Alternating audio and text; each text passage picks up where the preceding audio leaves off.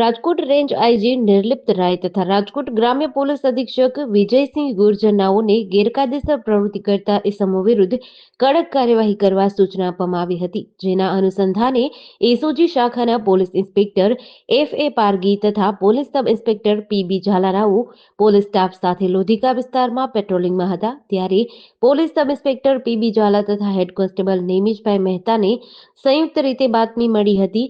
રાવકી industries એરિયામાં watch ગોઠવી શાહરૂખ ખાન મીઠન ખાન નામના શખ્સને ઝડપી પાડ્યો હતો. આ શખ્સ રાવકીમાં વૈભવ સ્ટીલ નામના કારખાનાની ઓરડીમાં રહેતો અને મૂળ યુપીનો વતની છે. પોલીસે તેની પાસેથી 906 ગ્રામ નશીલો પદાર્થ કિંમત ₹44,300 અને એક મોબાઈલ ફોન ₹5,000 મળી કુલ ₹49,300નો મુદ્દામાલ કબજે કર્યો છે. ત્યારે લોધિકા પોલીસ સ્ટેશન ખાતે NDPS એક્ટ મુજબ ગુનો નોંધી કાયદેસરની કાર્યવાહી હાથ ધરવામાં આવી છે. આ ગુનામાં વોન્ટેડ આરોપી બસીમ ખાન પોલીસે આરોપીને પકડવા માટે તપાસ હાથ ધરી છે.